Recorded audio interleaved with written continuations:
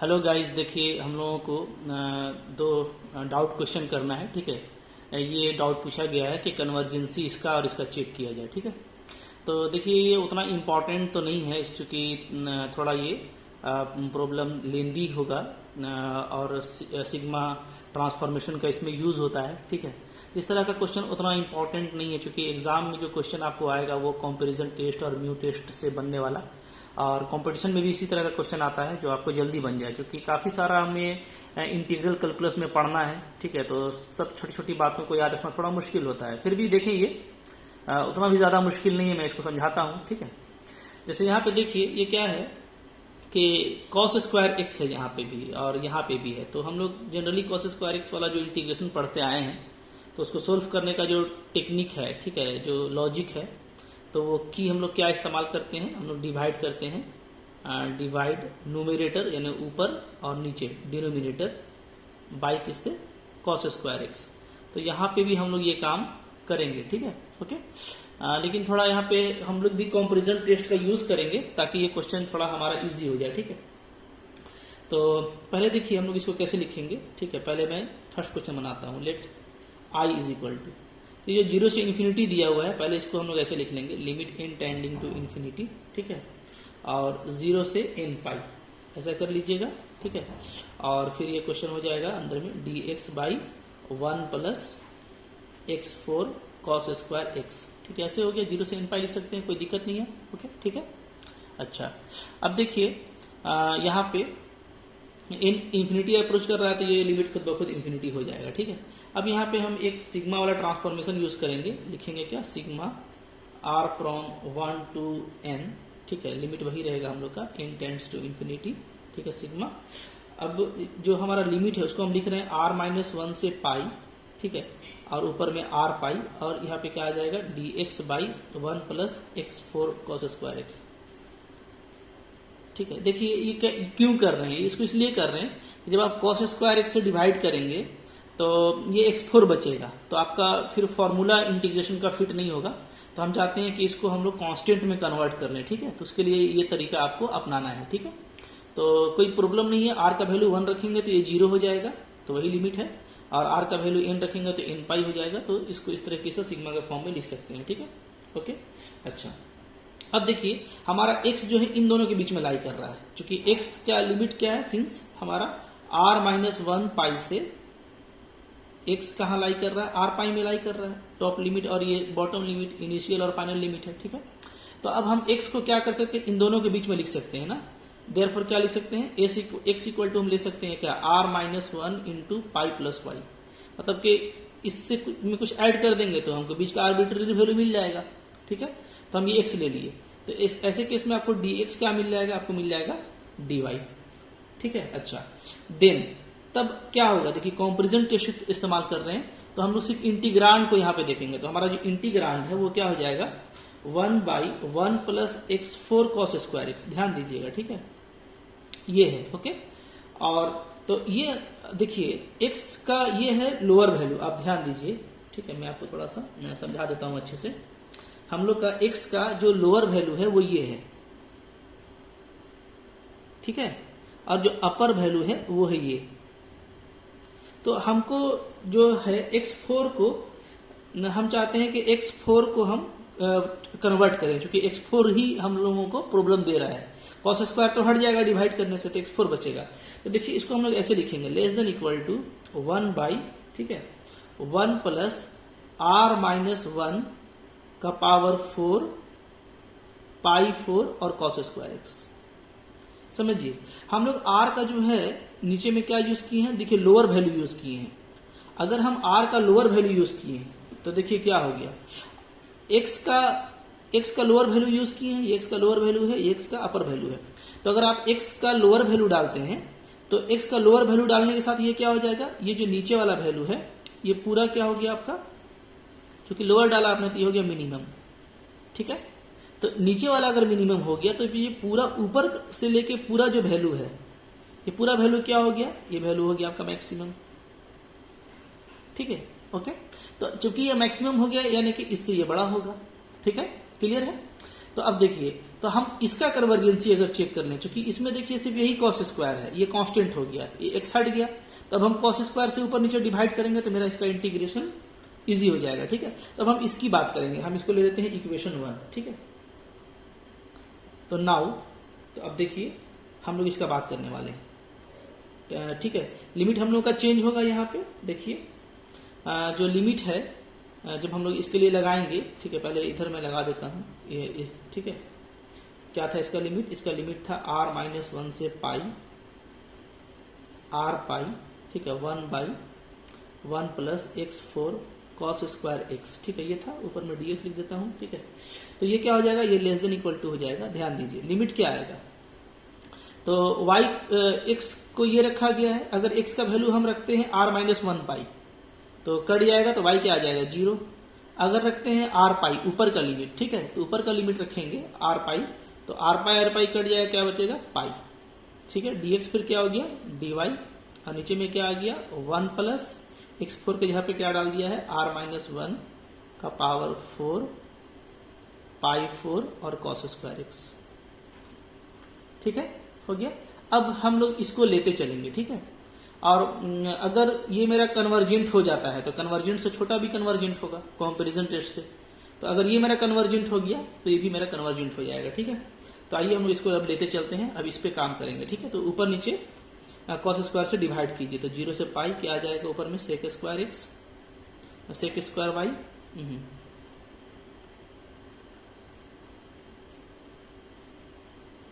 यहाँ पे देखिए यहाँ पे cos स्क्वायर x लिखा हुआ है। ठीक है, हम लोगों का, हाँ, तो यहाँ पे हम चूंकि पूरा y में है तो इसको हम cos स्क्वायर y कर दे रहे हैं। ठीक है, ओके, कोई दिक्कत नहीं है।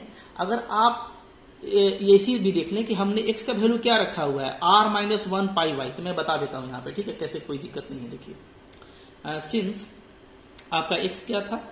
r-1 पाई y। ठीक है, r-1 पाई प्लस y ये था।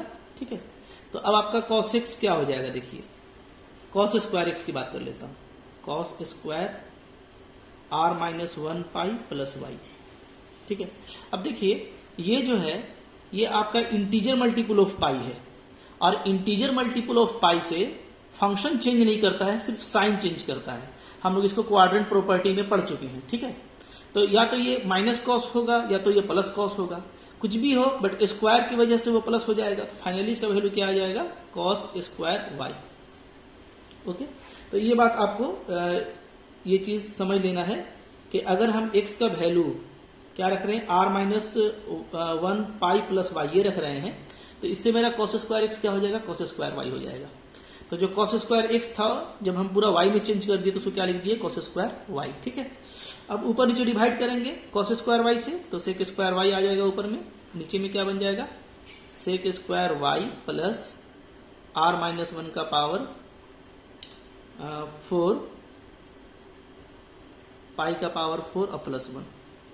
अच्छा, प्लस 1 तो हटाना, ठीक है, ऐसे। ओके, ठीक है, तो ये हो गया। क्या किया हम लोगों ने डिवाइड किया है, डिवाइड न्यूमेरेटर ऊपर और नीचे बाई किससे? cos square y। ठीक है, ओके, और यहाँ पे dy भी है। क्लियर? अब देखिए यही वैल्यू हम लोग का क्या हो जाएगा। अब आइए इधर देखते हैं ये वैल्यू हम लोग का क्या हो जा रहा है। ठीक है, दिस इक्वल टू 0 से पाई। अच्छा, सेक स्क्वायर वाई dy को रहने दीजिए, नीचे में सेक स्क्वायर y को क्या लिख सकते हैं? 1 प्लस tan स्क्वायर i। ठीक है, सेक स्क्वायर y को क्या लिख सकते हैं हम लोग? 1 प्लस tan स्क्वायर y, इसका यूज कीजिए। ठीक है, तो नीचे में इस तरह से आ जाएगा 1 प्लस r-1 का पावर 4 पाई 4 और प्लस tan स्क्वायर y। ठीक है, ये आ गया। ओके, अब देखिए पूरा इंटीग्रेशन आपका रेडी हो चुका है। ये 0 से पाई कर लीजिए। ठीक है, tan को मैं पुट कर देता हूं, tan y को अगर हम लोग t पुट कर दें तो sec स्क्वायर y dy क्या हो जाएगा? तो ये हो जाएगा आपका dt। ठीक है, ओके। अच्छा, अगर हम लोग इसको t पुट करते हैं तो हमारा लिमिट भी चेंज करेगा, है ना? लिमिट क्या चेंज करेगा हम लोगों का? देखिए 0 रखने से 0 हो जाएगा, पाई रखने से भी 0 हो जाएगा। ठीक है, तो हम लोग इससे बचने के लिए क्या करेंगे, डेफिनेट इंटीग्रेशन का एक प्रॉपर्टी लगा देते हैं। यहाँ पे हम लोग कर देते हैं 1/2 और यहाँ पे कर देते हैं π/2। ठीक है, क्या किया हम लोगों ने, ध्यान दीजिए, जो लिमिट था हमारा 0 से पाई उसको हम लिख दिए हैं 0 से π/2 और 1/2। ये कब अप्लाई होता है आपको पता है, ठीक है, कब अप्लाई होता है हम लोग जानते हैं कि 0 से a, ठीक है, 0 से 2a ये प्रॉपर्टी है। fx dx को क्या लिख सकते हैं, 2 को बाहर कर सकते हैं, 0 से a fx dx, ठीक है, ये लिख सकते हैं। कब लिखते हैं, when जब f 2a minus x fx के बराबर आता है। ठीक है, ये डेफिनेट इंटीग्रेशन का प्रॉपर्टी है। तो डेफिनेट इंटीग्रेशन का प्रॉपर्टी है। और आप यहाँ पे देखें, चूंकि यहाँ पे अपर लिमिट पाई था, तो पाई मैंने बताया ये भी सेक स्क्वायर है, ये भी tan स्क्वायर है, दोनों स्क्वायर में है, तो पाई का ट्रांसफॉर्मेशन से कोई फर्क नहीं पड़ेगा, है ना। सेक पाई माइनस वाई कीजिएगा तो स्क्वायर की वजह से सेक स्क्वायर ही आ जाएगा, और tan स्क्वायर में पाई माइनस वाई कीजिएगा तब भी वही आ जाएगा। तो ये फंक्शन में कोई फर्क नहीं पड़ेगा, तो इसलिए हम इसको क्या लिख सकते हैं, पाई को 2 इंटू π/2। तो यहाँ पे 2 आएगा, ठीक है, बाहर में हम लोगों ने क्या लिखा है 1/2, नहीं, ये 2 आएगा, 2, ठीक है। तो 2 को फिर से मल्टीप्लाई करेंगे तो पाई बचेगा। ओके, तो 2, अच्छा, अब देखिए, अब लिमिट चेंज कीजिए। तो अब लिमिट चेंज करेंगे, y अगर 0 था तो t भी मेरा 0 आएगा, और y मेरा अगर π/2 है तो t कितना आ जाएगा, इन्फिनिटी। ठीक है, ओके। तो पहले 0 0 आ रहा था, तो इसलिए हम लोगों ने लिमिट को चेंज कर दिया है। ठीक है, तो देखिए अब क्या हो गया, तो अब ऊपर में हमारा आ गया dt और नीचे आ जा रहा है, ठीक है, नीचे क्या आ जाएगा, इसको मैं रूट में लिख रहा हूं ऐसे करके, रूट 1 प्लस r माइनस 1 का पावर 4 π/4 का स्क्वायर और tan स्क्वायर y को t स्क्वायर, क्योंकि tan y को t पुट किया है। ठीक है, तो अभी जो फॉर्मूला है, ये देखिए, ये कौन सा फॉर्मूला आ गया, ये फॉर्मूला आ गया dx/1 प्लस x स्क्वायर का। इसका इंटीग्रेशन क्या होता है, यहाँ पे a स्क्वायर है, कोई कांस्टेंट है। ठीक है, तो यहाँ इसका फॉर्मूला क्या होता है, 1/a tan इनवर्स x/a। ठीक है, तो इसको अप्लाई कर दीजिए, तो क्या हो जाएगा, 2 को रहने दीजिए, ठीक है, और 1/a, तो a हम लोग का ये है, तो यहाँ पे मैं लिख देता हूँ 1/a, ठीक है, tan इनवर्स t/a, 0 से इन्फिनिटी। ठीक है, ओके, अच्छा, तो ये क्या आ जाएगा, ये 2/a, जहां a मेरा ये है, इसको मैं a ले लिया हूं। ठीक है, यहाँ पे ऐसे लिख दीजिएगा a से। ठीक है, तो ये a का स्क्वायर बन गया, तो a रूट में है। ठीक है, तो 2/a, tan इनवर्स इन्फिनिटी डालेंगे तो π/2 और 0 डालेंगे तो 0, तो क्या आ जा रहा है, तो हम लोग का आ जा रहा है π/a। ठीक है, और a क्या है, तो a है हम लोगों का π/√1 प्लस r माइनस 1 का पावर 4 और π/4, यही है। ठीक है, तो ये क्या है, देखिए, ये एक फाइनाइट वैल्यू है। ठीक है, ये क्या है, एक फाइनाइट है, तो फाइनाइट है और नॉन जीरो है, फाइनाइट नॉन जीरो। ठीक है, तो क्या होगा, देयरफॉर हम लोग क्या लिखेंगे, देयरफॉर ठीक है, ये जो इंटीग्रल हम लोग निकाल रहे थे, द इंटीग्रल इज कन्वर्जेंट, ये आपका कन्वर्जेंट है। ठीक है, अगर ये कन्वर्जेंट है तो हम लोग कंपैरिजन प्रॉपर्टी का यूज करेंगे। तो कंपैरिजन लॉ से, चूंकि इक्वेशन 1 में देखिए ये वाला पार्ट मेरा छोटा है, ठीक है, तो अगर इसका इंटीग्रल अगर कन्वर्जेंट है तो उसका छोटा भी कन्वर्ज करेगा, तो हम क्या लिखेंगे, ठीक है, हम लोग लिखेंगे the hence bye comparison law, ठीक है, यूजिंग 1, अगर 1 का यूज करें तो क्या लिखेंगे, जो मेरा 0 से इन्फिनिटी है dx/1 plus x4 cos square x dx, ये क्या होगा, ये होगा कन्वर्जेंट, इस कन्वर्जेंट। ठीक है, तो इस तरीके से इस क्वेश्चन को करना है, ज्यादा मुश्किल नहीं है, लेकिन आपको थोड़ा इसको केयरफुल रखना पड़ेगा इसको, और थोड़ा इसको रिवाइज भी करना पड़ेगा, तब आपके माइंड में ये सेव रहेगा। ठीक है, अच्छा, इसके बाद देखिए जो नेक्स्ट क्वेश्चन है उसको करते हैं हम लोग। तो हम लोग का जो नेक्स्ट क्वेश्चन था, आइए उसको भी कर लेते हैं। ठीक है, यहाँ पे सेकंड क्वेश्चन क्या था, हम लोग का जो सेकंड क्वेश्चन है उसमें हम लोगों का i दिया हुआ है। ठीक है, i इज इक्वल टू 0 से infinity x dx by 1 plus x4 cos square x। अब इसमें आपको थोड़ा ध्यान देना है, इसलिए कि यहाँ पे ऊपर में भी x है और नीचे तो x4 है, ठीक है। तो अब इस बार जो लिमिट वाला काम होगा थोड़ा हम लोग उसको और भी ढंग से करेंगे, ठीक है। तो लेकिन काम हमारा उसी तरह का होगा, ठीक है। हम लोग कैसे लिखेंगे, हम लोग लिखेंगे इसको I equal to limit n tending to infinity ले लेता हूँ 0 से n पाई, ठीक है, x dx by 1 plus x4 cos square x। तो इसमें भी cos स्क्वायर से ऊपर नीचे डिवाइड करना है, तो लॉजिक हम लोग का वही है, ठीक है।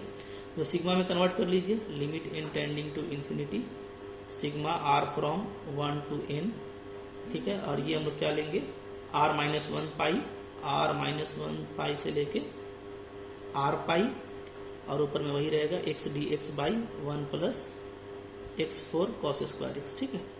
अब जो इंटीग्रांड है हम लोग उस पर बात करते हैं। चूंकि देखिए हम लोग का जो x है फिर से क्या है r माइनस 1 पाई से लेकर के हम लोग का r पाई तक है, देयरफॉर, ठीक है। हम लोग x क्या ले सकते हैं, हम लोग x ले सकते हैं क्या r minus 1 pi plus y ये ले सकते हैं, ठीक है। और इसमें हम आपको बता दिए कि जो cos स्क्वायर x है वो आपका क्या हो जाएगा, डायरेक्टली cos स्क्वायर y हो जाएगा, चेंज करेगा नहीं, ठीक है ना, ये हम लोग देख चुके हैं। और dx क्या हो जाएगा, वो हो जाएगा dy, ठीक है, ओके। तो और इसे लिमिट भी मिलेगा, न्यू लिमिट क्या हो जाएगा, न्यू लिमिट आपका अगर हम r माइनस 1 पाई रखते हैं तो कैंसिल हो जाएगा, तो y हमको स्टार्टिंग में 0 मिलेगा, और फाइनली अगर r पाई रखते हैं तो r पाई कटेगा तो y हमको पाई मिलेगा, ठीक है। ये सारा तैयारी हो गया, ठीक है। अब देखिए कि इसमें आपका क्या होगा, फॉर, इसको मैं यहाँ पे कोई इंटरवल ले लेता हूँ, ठीक है, 1 ले लेता हूँ। फॉर इंटरवल 1, ये जो इंटरवल है हम लोगों का 1, इसमें आप देखिए क्या होगा। इसमें हमारे पास जो सिचुएशन है वो क्या है, देखिए ध्यान से देखिएगा, ठीक है। हम लोग का जो इंटीग्रांड है उस पर बात कर लेते हैं। जो x है बाई नीचे में है 1 plus x4 cos square x, ठीक है। तो इसको देखिए, हम जो है अगर x का हम मिनिमम वैल्यू ऊपर में, जैसे पिछले बार लिए थे नीचे में मिनिमम लिए थे, तो अगर हम ऊपर में ले लेते हैं, ठीक है, अगर हम लोग ऊपर में ले लेते हैं क्या चाहिए, r माइनस 1 पाई, यानी r का जो मिनिमम वैल्यू है, तो ये क्या हो जाएगा, ये हमारा ये इधर मिनिमम हो जाएगा, तो ये मैक्सिमम पार्ट हो जाएगा, ठीक है। तो हम लोग कुछ उसी तरीके से यहाँ पे काम करेंगे, ठीक है। देखिए कैसे करने वाले हैं, इसको अच्छे से देखिए। जैसे हम ऊपर में ले लेते हैं r माइनस 1 पाई, ठीक है, x के जगह पे, तो नीचे क्या हो जाएगा, देखिए नीचे बचेगा, नीचे तो पॉजिटिव वैल्यू है, नीचे छोड़ देते हैं, ठीक है। तो आप ध्यान दीजिए यहाँ पे हुआ क्या, सो देखिए यहाँ पे ये हुआ कि ये तो पॉजिटिव है आपका नीचे वाला, ये क्या है, पॉजिटिव, ठीक है। तो इससे तो कोई फर्क पड़ा नहीं। तो ऊपर में हम लिए हैं x का मिनिमम वैल्यू, जो x का जो लोअर वैल्यू है, मिनिमम वैल्यू है, वो लिए हैं, और ये x का क्या है, मैक्सिमम वैल्यू है, ठीक है। तो अगर हम लोअर वैल्यू लिए हैं तो यानी ये जो पूरा सेट है, ठीक है, ये पूरा सेट क्या हो गया, ये पूरा सेट हो गया आपका मिनिमम, ठीक है। यानी क्या हो गया, यानी आपका ये क्या हो जाएगा, ग्रेटर देन इक्वल टू हो जाएगा, ठीक है। पिछले वाले में हम लोग का लेस देन इक्वल टू बना था, इस बार हम लोग का बन रहा है ग्रेटर देन इक्वल टू, ठीक है, ओके। अच्छा, अब इसको मेंटेन करने के लिए, इसको चूंकि हमको मेंटेन करना है, तो हम x का वैल्यू क्या ले सकते हैं, ध्यान दीजिएगा, ठीक है। जैसे हम फिर यहाँ पर इसको ऐसे लिख दे रहे हैं, r minus 1 pi by 1 plus, नीचे ले रहे हैं इसका मैक्सिमम वैल्यू, यानी r का पावर 4 और पाई 4, ठीक है, और cos स्क्वायर x, ठीक है, ओके। तो अब देखिए नीचे हम लिए हैं r का क्या, मैक्सिमम वैल्यू, तो नीचे चूंकि मेरा जो पूरा वैल्यू था वो मिनिमम था, तो अगर हम नीचे मैक्सिमम लेंगे तो ये और भी मिनिमम हो जाएगा। नीचे मैक्सिमम करने से क्या होगा, नीचे हम बड़ा वैल्यू ले लिए, मैक्सिमम वैल्यू, ठीक है, तो नीचे और बड़ा हो गया, पहले से भी बड़ा, तो यानी कि जो टोटल वैल्यू है वो और भी छोटा हो गया, ठीक है। तो डेफिनेटली ये क्या होगा, इससे छोटा होगा मेरा, तो देयरफॉर हम क्या लिखेंगे, therefore x by 1 plus x का power 4 cos square x is greater than equal to r minus 1 pi by 1 plus r का पावर 4 पाई 4 और कॉस स्क्वायर एक्स, ये हमको मिल गया। ठीक है, ओके। अच्छा, अब देखिए अब हम लोग इसी को आगे लेकर के बढ़ेंगे। ठीक है, तो हम लोग का क्या आ जाएगा बताइए। इसके बाद आ जाएगा कि हमारा जो इंटीग्रल था i, वो i क्या आ जाएगा, तो वो हम लोग का था ये था। ठीक है, तो मैं इस पे काम कर लेता हूँ। ठीक है, चूंकि हम लोग को अभी काम जो है इसी पे करना है, तो इस पे काम करते हैं। इसको आई डैश मान लेते हैं। ठीक है, आई डैश इक्वल टू, और इसको ले लेते हैं हम लोग इक्वेशन। अच्छा, इस पे लिमिट लगा देते हैं। पहले लिमिट लगाएंगे तब तो काम बनेगा ना।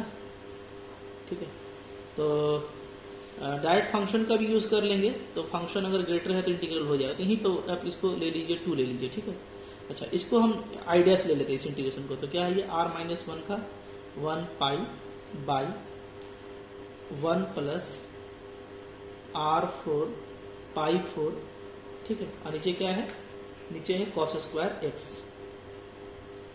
Cos square x. ठीक है, और ये था हमारा dx।